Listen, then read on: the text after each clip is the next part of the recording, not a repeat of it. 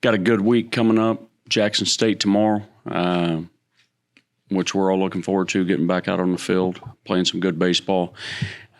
Quick week. We jump on a flight Thursday, head to Georgia Southern, and that'll be a great series. I'm sure they're playing extremely well, and Rodney does a great job. They always have a great team and are very well coached. I know they've got a great atmosphere and a great venue over there. So haven't ever been over there myself, but looking forward to seeing it and getting to play there. And then it's quick turnaround again. We got a hot South Alabama team coming in the following week, starting up on Thursday. So day off today. Boys will hit the weight room here in a little bit and get back after it tomorrow night. What was the mood like on the bus ride back? Great.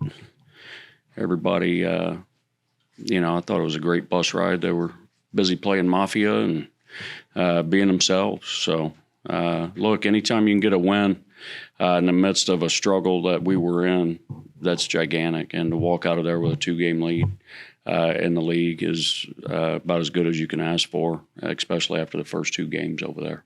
Coach, you mentioned about having a 2-game lead there in the standings. What is one of the keys that you guys have to do to kind of maintain pushing towards the end to be able to close the season out with the lead? Well, this is a grinded out time of year, and it's not for the faint of heart. I mean, the good old days aren't the good old days while you're in the good old days. Nobody goes, hey, man, these are the good old days. It's always after the fact. And you got to take the victories when you can get them, and you got to keep perspective that, look, this is a marathon, it's not a sprint, and we're coming to the finish line. Let's keep some perspective on how to finish this thing and how to win it. And the guts and resolve our guys showed on Sunday, I don't know that I've seen a team, and we've had some good ones, show that type of mental toughness to come back. That was just that was an absolute gut punch. And nobody flinched, no finger pointing. And to win a league like this, and I told them after the game, it's equitable to win in a SEC. A lot of times, I was fortunate to do it at Arkansas. A lot of times, winning a league like this with SEC is harder than getting to Omaha, just because it's a 10-week battle. And wins like that are the reason you get to dogpile. And hopefully this team will get to do that. We got some business to take care of first. What went into the decision to pitch start Blake yesterday and talk about his performance? I thought he was really good for us. And the decision was a sinker guy that's going to keep the ball on the ground and fill up the strike zone. And he certainly did that. He gave up the hits, which I'm fine with, especially playing a team as hot as they are and as good as they are. You're going to give up the hits. But then to get it back on the carpet, 2 or 3 big double plays. And that was gigantic. He certainly gave us a chance to win that ball game. But that's all it was. How much of here on out, in terms of how you use the order of your bullpen, how you use your bullpen, is going to be based on these last couple of series, and how much of it is going to be based on the matchup with who you're playing? Well, we've got to stick to the same game plan that we've had that's worked to get us to this point. Anytime you're playing for a championship in a league as tough as this late in the year, you're in May, and you've got the lead, if it ain't broke, don't try to fix it. And you can tinker a little bit. And like I thought we had to get yesterday's game, so I thought the matchup was better with McGehee. You could see some things like that. But we're going to have to go with the hottest guy out the bullpen. And obviously the bell cow is LP. And we'll continue to work that formula when we get in those situations. That was probably, like I said this morning, that was probably the biggest decision I had. We did walk the winning run in the last inning there. That was out of necessity. But probably the biggest decision I had on the weekend, and it's a danged if you do, danged if you don't, was Simo in the 5th with the bases juiced and 2 outs and their 3-hole guy up. We had a lead. It matched where we wanted to be, and so went ahead and went to LP. But, man, I almost left Simo in there. I'd have been sick, though, if they'd have got him.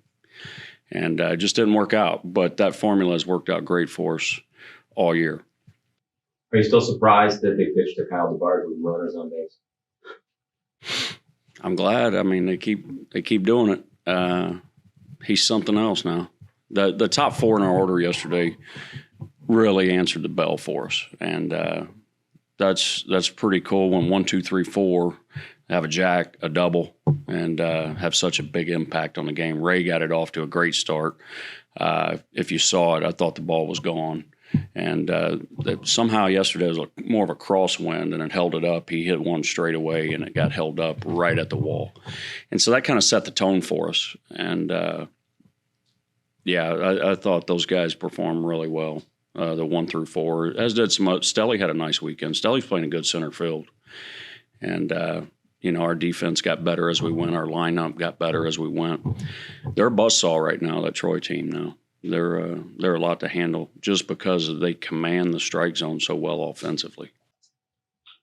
Stelly, you mentioned defensively. Going back to the very first press conference, we talked about outfield defense is not going to be what we've had the last few years. So, you played a lot of different guys, but I didn't really think of him as a defensive center fielder coming into this year. And you talk about him. I didn't either, and he's gotten better and better and better, and that's a credit to Coach Z and Tib and Stell, and as hard as those guys work, they work relentless on defense. And an oddity about the outfield is every once in a while you have a corner guy that's just okay.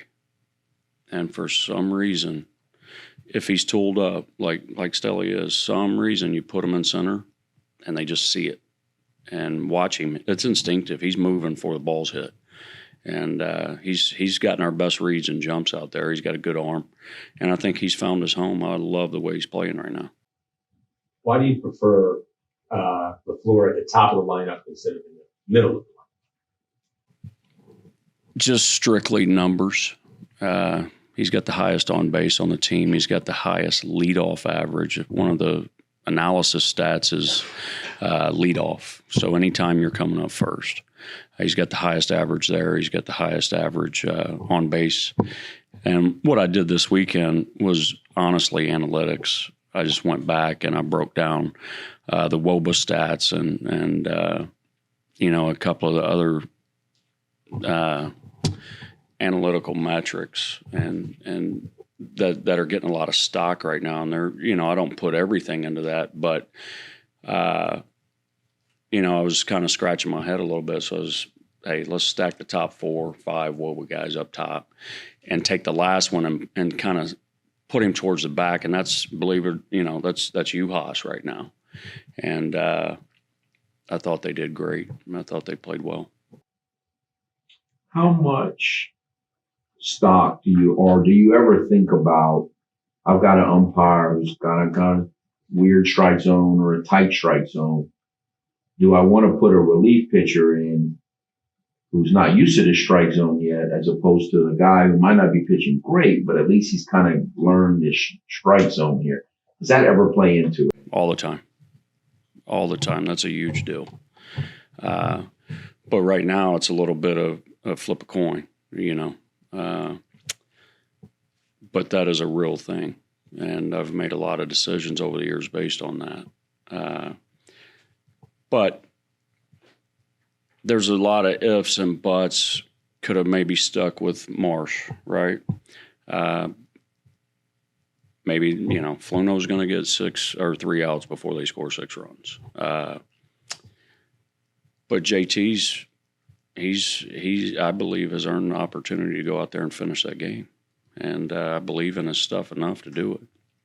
And I'd do it again. And I'm going to tell you why. Because we're not just playing for right now. We're playing to play for a while, and we're going to need him. Oh, I get it. Are you playing in another park, including Montgomery, obviously, where it's going to be like it was in Coastal in here? Do you think, or could it still be that way?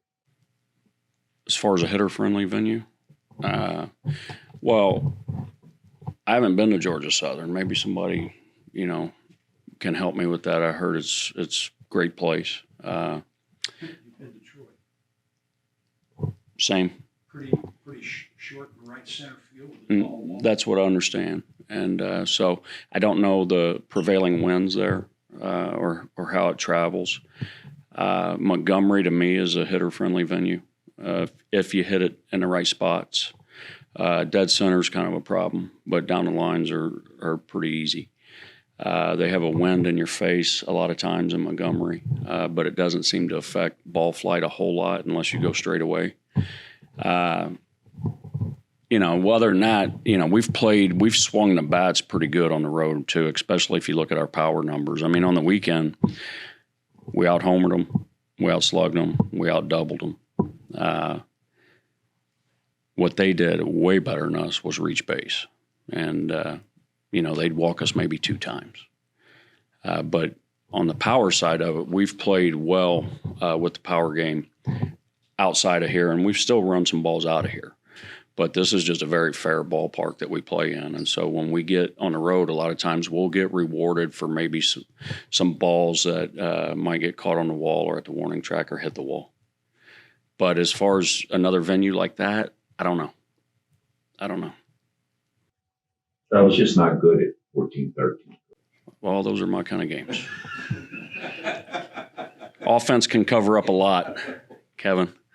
The other stuff, I like to hit, and I like it when we hit. And when you hit, everybody has fun. When you hit, people say, "Man, y'all are tough. Y'all play with a lot of energy." When you don't hit, man, y'all are very competitive. What? But it's the same dudes, right? Oh, I get it. It is one. I like 5-2. Carson, okay? Yeah, he's good. Everybody this time of year's got a little something, but everybody's available.